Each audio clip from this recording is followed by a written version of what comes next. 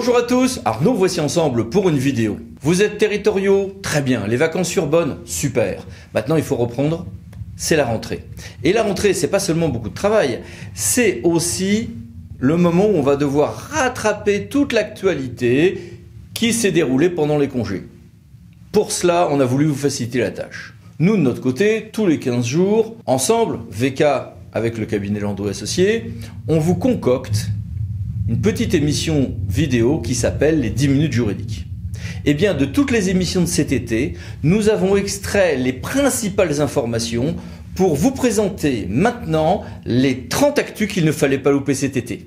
Voici ces 30 actus. Projet de loi économie circulaire, il a été adopté en Conseil des ministres mercredi, il passe maintenant au Parlement, mais depuis 10 jours, le débat sur la consigne n'a cessé d'enfler. L'AMF, la DCF, un grand nombre d'acteurs des filières sont inquiets sur le surcoût que ça va entraîner pour, en clair, ce qu'on appelle la poubelle jaune, c'est-à-dire la valorisation matière. Le CITEO et les grands acteurs industriels signalent que si on veut monter à du 90 ou 100% de recyclage, eh bien, c'est plutôt ce qui marche à l'étranger ou en Alsace. Sauf que un rapport interne à CITEO a fuité dans la revue Déchets Info et qui a soulevé un grand nombre de polémiques. Et sur le plastique, en fait, la France compte son retard sur la directive. Et elle compte son retard sur la directive applicable au moment où sort une nouvelle directive, la directive du 5 juin, dont voici les références, et qui prévoit des objectifs ambitieux, les bouchons attachés aux bouteilles, des taux de recyclage extrêmement ambitieux, même si beaucoup de personnes disent que cette directive est peut-être un peu trop dure avec les plastiques qui nous ennuient peu, et peut-être un peu trop gentille avec les plastiques qui nous ennuient beaucoup. Ce point est débattu. Tout le monde est en train d'essayer de mettre en œuvre la loi Egalim du 30 octobre 2018, notamment en restauration collective, notamment scolaire. Voici un résumé. Et on a peine attend ce résumé que l'on a une annonce par le Premier ministre le 13 juin 2019, comme quoi on va, d'une manière générale, abandonner tous les produits en plastique jetable à compter de l'année prochaine. Un petit coup d'air aussi pour les SATES. Un département peut aider les communes ou les intercommunalités de son territoire, soit en faisant une agence technique départementale, partenariale, soit une aide technique via un service d'aide technique, un SATES. Peu de personnes sont éligibles à l'aide de ces SATES, mais ces personnes publiques, ces communes et intercommunalités sont plus nombreuses qu'autrefois depuis l'entrée en vigueur de ce décret du 14 juin 2019. Sujet plus sombre. L'État se retrouve désormais condamné en matière de pollution atmosphérique. Ce n'est pas totalement nouveau que l'État soit condamné. Le Conseil d'État avait condamné pour non-transposition de directive en ce domaine. Ce qui est nouveau avec ce jugement du tribunal administratif de Montreuil, c'est que l'on a une censure indemnitaire. Les familles peuvent aller voir le juge, si ce jugement est confirmé, et demander indemnisation pour des préjudices bien particuliers néanmoins. La loi Blanquer, le grand sujet, c'est évidemment l'instruction obligatoire à 3 ans. Vous allez me dire, oui, mais il y a 97,5% des enfants qui sont déjà scolarisés entre 3 ans et 6 ans. Oui, mais ce pourcentage décroît. Il décroît au profit d'auto-éducation ou de formules alternatives de garde pour des gens qui ne posent pas de difficultés, mais aussi il décroît en raison de questions religieuses, de sectes qui posent problème. Sauf que ça pose pour les collectivités locales toute une série de problèmes. Est-ce que les écoles maternelles devenues écoles de l'éducation obligatoire vont continuer à gérer aisément les questions de sieste, des moments calmes ou pas? Alors il y a un dispositif dérogatoire qui est prévu par la loi pour permettre l'adaptation donc pour les rythmes de l'enfant, mais qui est très rigide, qui permet une sortie de l'enfant, mais sous la responsabilité des parents, donc c'est pas très souple. Il y a des parties du territoire où tout se passe bien, on continue à faire comme aujourd'hui en maternelle, et d'autres parties où on s'attend à une certaine rigidité. Évidemment, cela veut dire aussi que l'enfant sera scolarisé même s'il n'est pas propre, ce qui soulève quelques inquiétudes, notamment dans le monde des ATSEM. Ce qui pose aussi un problème d'indemnisation des écoles maternelles privées. L'État va compenser les surcoûts de la scolarisation entre écoles publiques de communes voisines, répartition intercommunale des charges scolaires, surcoût surtout pour le passage vers le privé, car aujourd'hui, en maternelle privée, Il n'y a indemnisation par la commune que si la commune a accepté le contrat. Demain, ça sera systématique. L'État compensera cela, mais ne le compensera que à due proportion du surcoût nouveau. Il y a aussi des adaptations. Alors, les adaptations qui sont passées, c'est sur les classes uniques, y compris avec les maternelles, par exemple. L'adaptation provisoire, un peu compliquée, sur la question des jardins d'enfants. En revanche, toujours pas d'adaptation permettant des classes qui seraient avec un certain continuum entre maternelle, élémentaire et collège. Il y a d'autres dispositions qui concernent moins les collectivités territoriales, réforme de la formation des professeurs, ce fameux article 1 avec l'exemplarité des enseignants, mais peut-être aussi des personnels ATSEM, changement des formulaires administratifs qui là concernent un peu plus ces collectivités. Et là, ça sera un choix entre père, mère et autres représentants légaux, en invité parent 1, parent 2. Et évolution sur l'apprentissage et les formations pour les 16-18 ans. Toute une série d'autres dispositions sur les cartes de France qui doivent avoir l'outre-mer, la présence dans les écoles, dans les classes, du drapeau français, drapeau européen, de la devise de la République, etc. Quelques mesures de protection sur la liberté de conscience des élèves dans les écoles, mais aussi aux abords des écoles. Renforcement des règles s'il y a un refus d'inscription scolaire et un plan départemental d'accueil du jeune enfant de soutien à la parentalité. Charge pour le département de s'en occuper. Des volets importants sur l'école inclusive, sur les équipes mobiles médico-sociales et des PIAL. La clôture des assises de l'eau avec toute une série d'annonces. Rattrapage avec des plans d'action pour les 500 captages qui aujourd'hui en sont dépourvus de plans d'action. Plus d'outils et plus d'expérimentation pour les relations avec le monde agricole, surtout en périmètre de protection des captages. Plus de possibilités, notamment pour les services des eaux. Peut-être aussi pour les services GEMAPiens, avec des possibilités aussi d'agir plus sur le foncier, y compris par un droit de préemption sur les terres agricoles qui sont situées dans les zones de captage, en relation avec les SAFER. Il y a tout un plan national de revitalisation des rivières qui va être prévu pour 2022, avec toute une série de simplification des procédures administratives et un rôle central dans ce domaine du futur Office français de la biodiversité. On va généraliser d'ici à 2025 tous les schémas d'aménagement et de gestion des eaux qui pour l'instant manquent sur le territoire national, notamment sur la partie orientale de notre hexagone. Relance des 6 procédures en matière de zonage du pluvial. On va peut-être enfin se lancer dans la reuse, dans la réutilisation des eaux non conventionnelles et usage du levier tarifaire pour limiter la consommation d'eau, par exemple l'été. Les gouvernements ont annoncé une aide de 2600 € par borne, ce qui est bien, et de la possibilité d'une prise en charge des coûts de raccordement au réseau électrique, ce qui est presque mieux puisque ce sont des coûts conséquents. Un texte intéressant sur la simplification en matière de comptabilité publique quand il s'agit de mettre en œuvre des prélèvements bancaires automatiques. Entrepreneurs de spectacles vivants, la réforme annoncée par la loi Société de confiance, ESSOC, est enfin sortie 3 juillet 2009, ordonnance que voici.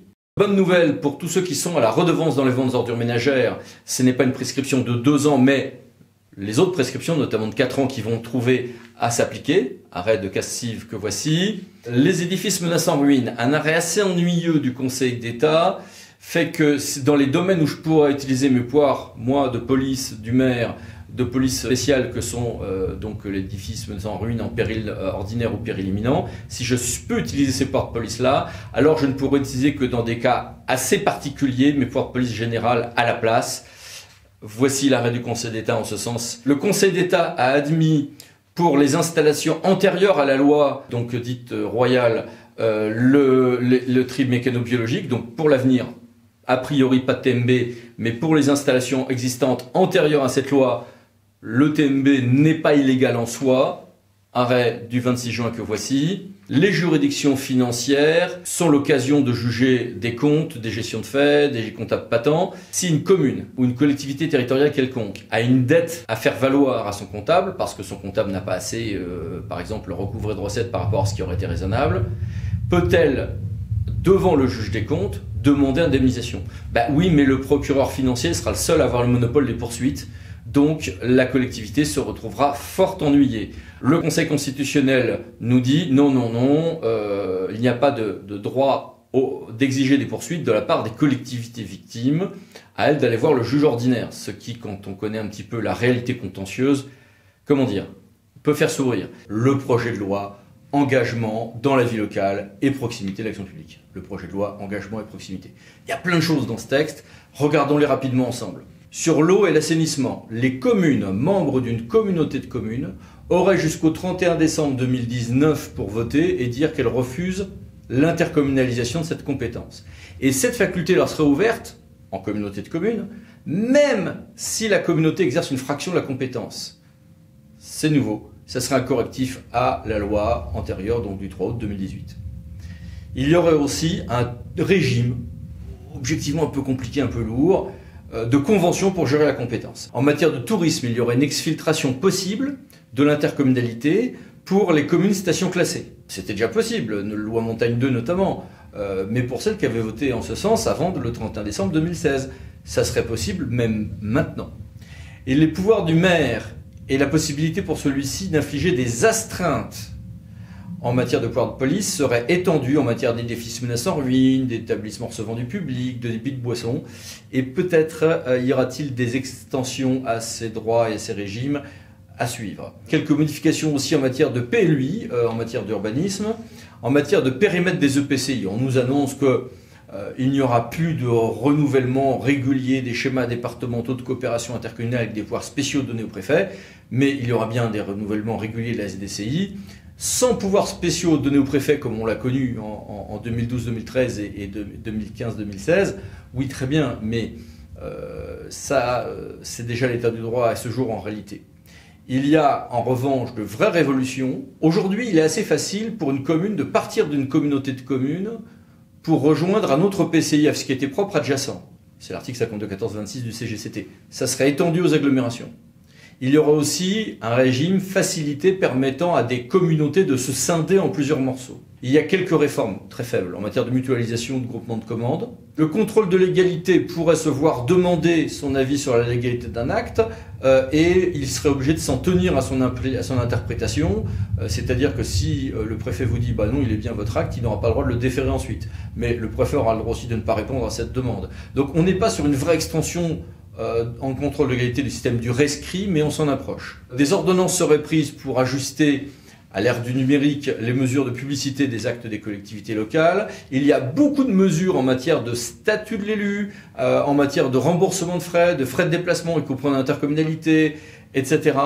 Et il y a tout un panel d'éléments sur la gouvernance des intercommunalités, avec un pacte de gouvernance qui serait à mettre à l'ordre du jour dans les 6 premiers mois suivant le début d'une nouvelle mandature, et quelques autres hypothèses aussi, avec des choix à faire entre des conseils des maires, des conférences territorialisées, des élus locaux, etc. Linky, le Conseil d'État a sifflé la fin de la récréation avec 2 arrêts que voici, du 28 juin et du 11 juillet, en disant soit vous agissez au titre de vos compétences et non, bien vous soyez maître d'ouvrage, vous, commune, vous n'avez plus cette compétence puisqu'elle a été intercommunalisée.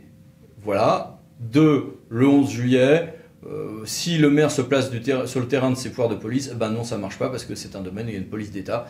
Donc le maire n'a pas de pouvoir de police générale là-dessus. Les élections municipales, oui, elles auront bien lieu les 15 et 22 mars 2020. Ça y est, c'est enfin officiel et on commence à avoir des rétro-plannings sur le site du ministère de l'Intérieur. La facturation électronique en matière de commande publique, Chorus Pro, a été réformée par le décret que voici, qui pour partie codifie, mais pour partie réforme les procédures en ce domaine. Toujours sur l'environnement, l'Office français de la biodiversité a donné lieu à des lois qui ne sont pas encore promulguées au moment où nous tournons cette vidéo, mais qui sont adoptées et qui entérinent donc cette fusion entre l'Agence française de biodiversité et l'Office national de la chasse et de la faune sauvage, qui deviennent donc l'Office français de la biodiversité, avec des missions larges, avec des futures structures régionales par convention avec les régions, voire les départements, et toute une série de réformes qui sont vraiment très intéressantes à suivre. Au passage, notons que les zones humides sont redéfinies pour correspondre de nouveau à des critères alternatifs, comme c'était le cas avant l'arrêt du Conseil d'État, que voici. Loi toujours, mais promulguée, la loi du 22 juillet 2019, qui porte sur les fonds baptismaux l'Agence nationale de la cohésion des territoires. Là, on a une fusée à 3 étages. Cette agence qui est la fusion du commissariat général à l'égalité des territoires avec EPA-CARECA et l'agence du numérique, qui va se retrouver à travailler en réseau un peu fédératif avec l'ANA, l'ANRU, CEREMA et ADEME, et des partenariats forts, notamment avec la Banque des territoires. Cette structure, en réalité, sont déjà à peu près reliées ensemble pour travailler sur les opérations cœur de ville et territoires d'industrie. Cette structure a vocation à repenser totalement l'ingénierie de l'État, sauf qu'on ne sait pas si ça sera un établissement public, industriel, commercial ou administratif. Il va être financé par les rémunérations de ces prestations, mais aussi par l'État. Alors, est-ce que ça veut dire que c'est une structure qui va concurrencer les bureaux d'études, mais en étant en réalité financée par les impôts? Est-ce que cette structure, il faudra en réalité, pour de vrai, y faire appel quand on se placera dans des grands dispositifs étatiques ou pas? À voir, à suivre. La loi du 6 août 2019 de transformation de la fonction publique, dont voici les références. Alors, commençons par ce qu'il n'y a pas dans cette loi. Il n'y a pas dans cette loi de grande définition du rôle de ce qu'est un directeur général des services. Il n'y a pas non plus d'ouverture tous azimuts, comme il l'avait été espéré par certains et craint par d'autres, de contractuels, notamment pour les postes de direction. Sur tout ceci, posons des questions à Guillaume Glénard. Guillaume, merci d'être avec nous. Alors, Guillaume, que retenir de cette loi en 2 mots? Je dirais que le maître mot, c'est la souplesse. La souplesse au regard des instances professionnelles, et leur avis sera moins requis, notamment pour les CAP qui n'auront pas à être sollicités par exemple avant un avancement ou une mobilité ou une mutation d'office d'intérêt du service. Souplesse également en ce qui concerne le recours contractuel. Certains contrats seront plus faciles à conclure et surtout il y aura un recours accru au CDI pour toute une catégorie d'agents. Merci, mais justement, tu évoques les contractuels. Qu'en est-il justement des recrutements de contractuels dans cette loi? Pour les emplois de direction, assurément, le gouvernement a souhaité que les recrutements de direction emploi fonctionnels soient beaucoup plus faciles. Quand je parle de recrutement direct, c'est des recrutements de contractuels, puisque désormais, dans toutes les collectivités territoriales ou les EPCI à fiscalité propre de moins de 40 000 habitants au moins, il sera possible de procéder à un recrutement direct d'un contractuel sur un emploi fonctionnel. Je crois qu'à côté de ça, il y a un autre type de contrat, les contrats de projet, c'est cela? C'est un contrat qui permet de recruter un contractuel pour effectuer une opération ou réaliser un projet. C'est un contrat qui peut être conclu pour une durée maximale de 6 ans, mais qui peut être interrompu avant l'échéance si jamais le projet est réalisé ou s'il s'avère impossible à réaliser. Bon, une des réformes dont on parle le plus à côté de tout ceci, c'est évidemment ce nouveau sigle, le CST. C'est quoi le CST? Le CST, c'est le Comité social territorial. C'est une nouvelle instance qui va se substituer au comité technique et au CHSCT. Désormais, ce CST traitera en gros des mêmes missions que le comité technique, même s'il y a quand même quelques petites différences, mais surtout, il traitera également des missions qui jusqu'ici incombaient au CHSCT, puisqu'il y aura une formation spéciale qui traitera des questions de sécurité et d'hygiène au travail. Il sera également, et c'est un point important, plus facile de transférer des agents titulaires lorsque la collectivité publique passe par exemple une DSP ou transfère à une régie personnalisée une activité ou à une SPL ou autre. C'est bien cela? L'innovation tient au fait que l'on va pouvoir désormais procéder à un détachement d'office lorsque la collectivité décide d'externaliser un service auprès soit d'un EPIC, soit d'un prestataire privé, que ce soit dans le cadre d'une délégation de service public ou d'un marché public. Ainsi, si l'on a des fonctionnaires qui travaillaient dans le service qui va être externalisé, il sera possible de le détacher d'office, c'est-à-dire même sans son consentement. Eh ben, merci beaucoup Guillaume. Et à suivre parce que maintenant tout va se jouer par toute une série de décrets d'application qui vont évidemment se télescoper à court terme avec des élections et ensuite avec les élections professionnelles. Les réformes institutionnelles qui ont été présentées au Conseil des ministres le 28 août 2019. Au lendemain de l'élection d'Emmanuel Macron, fin 2017, début 2018, il y a eu des réformes institutionnelles et constitutionnelles qui ont été proposées. Celles-ci furent embarquées par la torpède de l'affaire Benalla et elles reviennent dans la foulée du grand débat national, mais modifiées. Il y a un volet totalement post-grand débat national sur la participation citoyenne avec un champ élargi du référendum, un nouveau titre dans la Constitution, un référendum d'initiative partagée qui est plus large que dans le droit actuel, le Conseil économique, social et environnemental qui serait remplacé par un Conseil de la participation citoyenne avec un système un peu étrange d'organisation de consultation publique et de citoyens tirés au sort. Il y a un volet qui est territorial, mais là on est dans la même lignée que ce qui était prévu il y a 1 an et demi, c'est-à-dire un volet territorial avec des différenciations par territoire, des chefs de file par territoire et des expérimentations beaucoup plus souples qu'auparavant. Il y a, et c'était un peu moins attendu, une révolution, mini-révolution sur la justice appliquée aux ministres, sur la dépense du parquet, sur la saisine du Conseil constitutionnel, non plus par 60 députés ou sénateurs, mais par 45.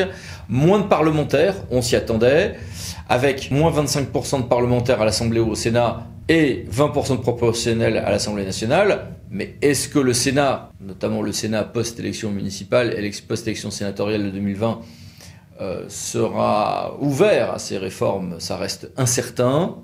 En revanche, tout ce qui touche à la rationalisation interne du fonctionnement des assemblées parlementaires, qui était un peu radical dans le projet d'il y a 1 an et demi, disparaît. Évidemment, qui dit moins de parlementaires et un bout de proportionnel avec 2 bulletins de vote, conduit à un redécoupage des circonscriptions, des changements en matière de communication électorale, etc. Et puis il y a un volet sur le cumul des mandats. Sur le cumul des mandats, on est dans la même lignée que ce qui était envisagé il y a 1 an et demi.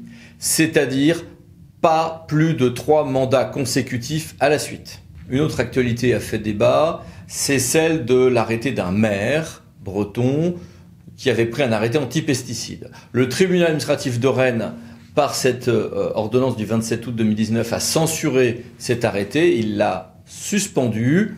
D'autres arrêtés ont été pris par des maires ou s'apprêtent à l'être, d'autres jurisprudences seront à venir, avec en toile de fond une question juridique. Est-ce que le maire, par son pouvoir de police générale, peut intervenir dans ce domaine pour lequel il y a un pouvoir de police spécial de l'État? Autre grosse actualité de cet été, la loi dite Gatel du 1er août 2019 sur les communes nouvelles.